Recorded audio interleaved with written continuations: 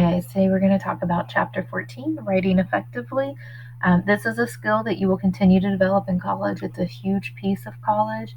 Regardless of your major, you're going to be asked to do a fair amount of writing in most of your classes. It's a key skill for success. It just shows how to convey your thoughts, how to critically analyze, how to make persuasive arguments. You're going to do all of that writing. Research is a deliberate practice, so even if you're going to go into health sciences or any other sciences, there's going to be a research piece where you have to put together information in a way for other people to read it and use that information. And it's a huge part of getting employed and being employed. The ability to effectively communicate both orally and in writing is it's what we call a soft skill. It's a skill that is required in any job market that you're going to look at, and it's something that's expected to be developed in college. Some key differences from high school writing. High school writing is a little bit more structural. It's looking for, you've kind of learned some basics, paragraphing, sentence levels, how to develop a thesis statement. Academic writing is different in that there's an expectation that you already have a certain skill set in writing. That's how you got into college, was showing that you were college ready, whether it was SAT scores, TSI assessment. There was a writing component before you were able to get into these classes, right? We expect that you know how to write a thesis. We expect that you are comfortable with that, and that you're ready to look deep into evidence. We're not looking for surface level information. You're often going to be asked to research a subject and be able to create an argument for or against, or at a minimum show that you can be an expert on that subject. We're no longer asking you just to describe it. We're asking you to be able to tell all the ins and outs and why or why not that is. Professors are going to want your title to identify your topic. Make sure you reread the assignment in your writing for what the assignment is asking. You should have an introduction. This is key. I still get papers that are missing either an introduction and conclusion or both. You should have an introduction, defining your topic and establishing your approach, and then you're going to have a conclusion that brings it all together. You should have a thesis or clearly stated sense of purpose. What is your paper going to be about? Develop these ideas patiently. So take some time in your idea development. And then you're going to have to learn how to do what we call in-text citations. Don't just throw a quote in there. Who's it for? Why is it important? Use clear transitions between your links and paragraphs, so we've covered this topic and now we're going to go on to the next topic in this next paragraph. Document your sources. You're going to carefully edit your paper. We will look in a minute on why trusting Word or Google Docs to edit is just not enough. And then you're going to turn in a clean, this says hard copy, but it just depends on what your professor wants. Sometimes a lot of them will actually have you turn in your papers now through Blackboard, because we have software that helps look for plagiarism. So a lot of them actually now want an electronic copy, but each professor is different. Some want hard copies so that they can write notes on your paper to give back to you. Stages of the writing process, and this is important. This is why I will die on this hill. Please don't write your papers the night before it's due. Writing is a process. You want to start off with a plan. What is your paper going to be about? This is where I strongly recommend that you use an outline. When I write, I have an outline, and it doesn't have to be really formal. Mine's not, but it has my key thoughts, my key concepts. If I'm writing an argument, what are the 3 or 4 things I need to make sure I hit on? And it just helps me focus when I get into this next stage of drafting. That's all it is to kind of help keep you focused. It's not anything formal. It's not anything I turn in.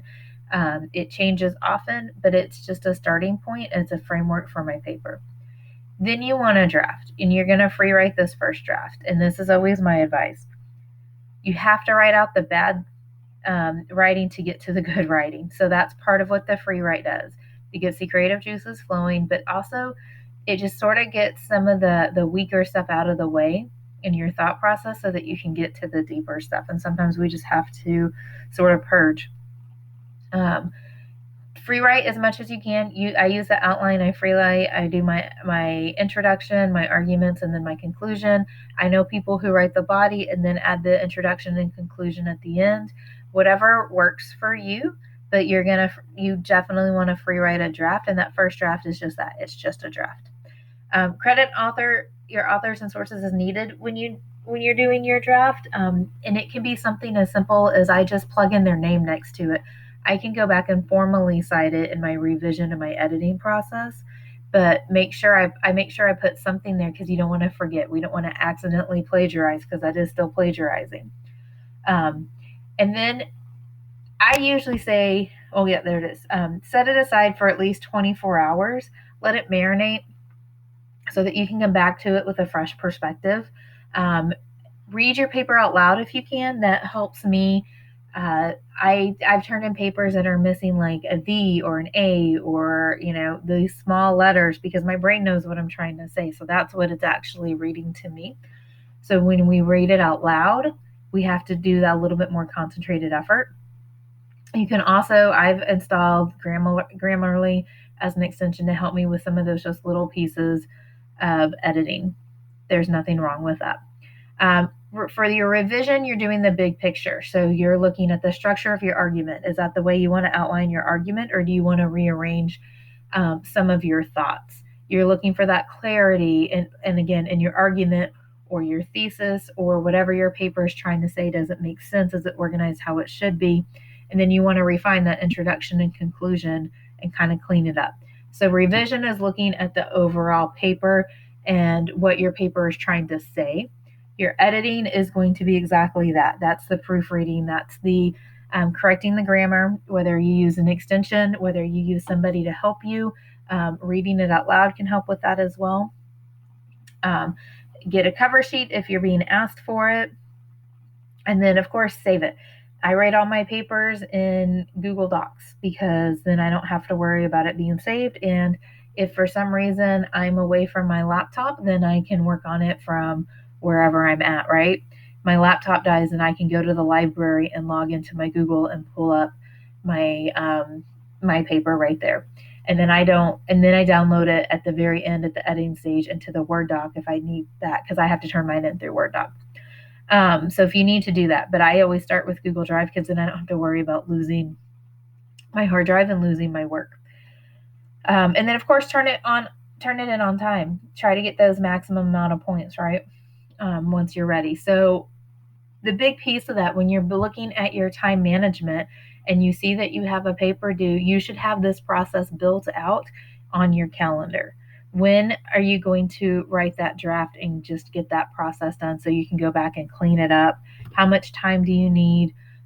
This should be on your calendar because it is a process. It's not easily hammered out. And I do have students in my class who I can tell when they write their papers ahead of time. And if you're a strong writer, you're probably still going to get the grade that you want.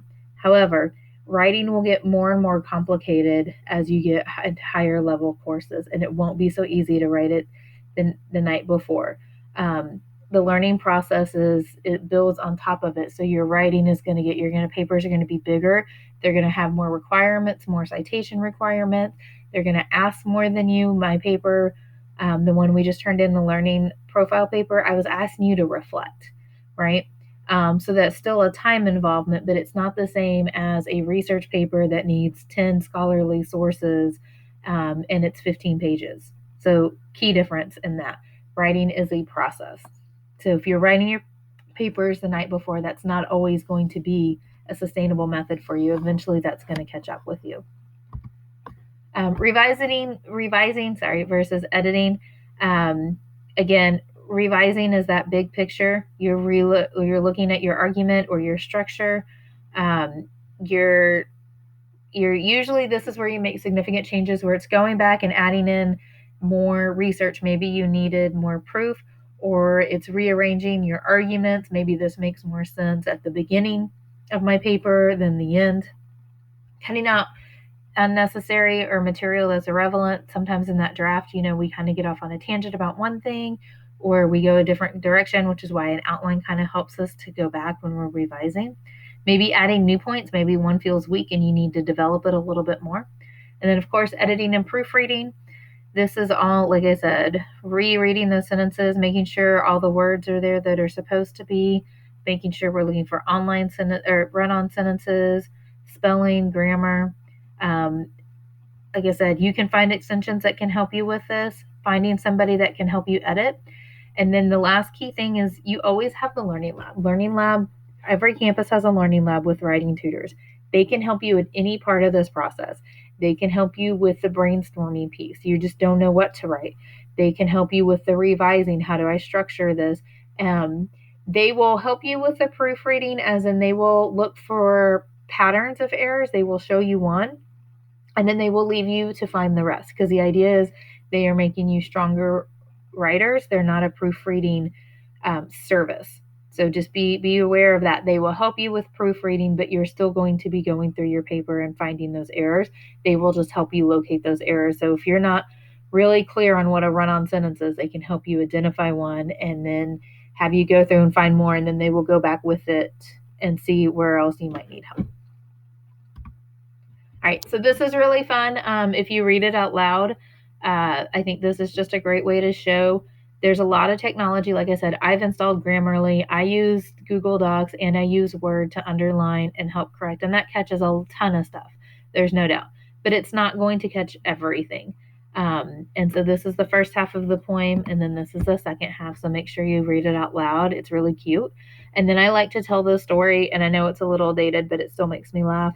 My mother was working for what was called Southwestern Bell at the time. It's now AT&T.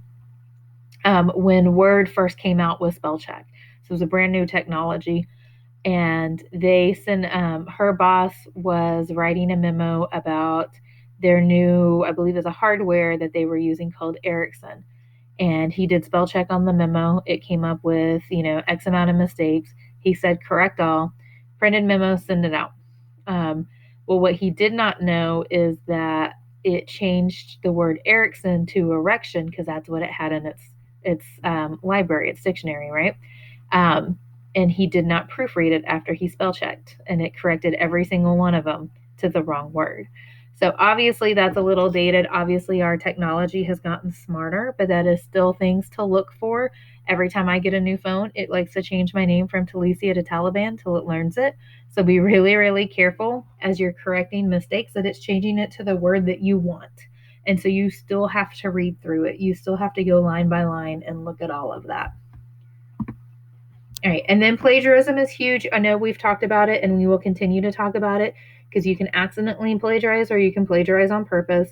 We do have technologies out there. So when you're submitting your papers online, it's literally scanning it and comparing it to the whole internet.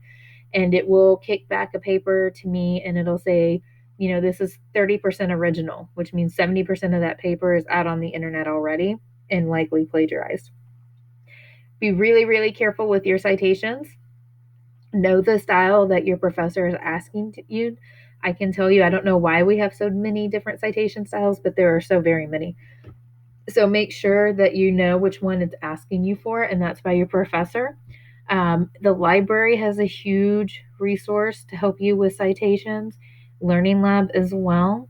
And then there's a ton of online. I use OWL Purdue to help with some of my citation help as well, which is just an online resource. There's no need to cite common knowledge. So if you say the sky is blue, you don't have to cite that. But you do have to cite if somebody has a theory about why the sky is blue and you're talking about that theory. So that is that distinct contribution to it. Dispute with figures, if you use numbers like attendance, any sort of, you have to put in there.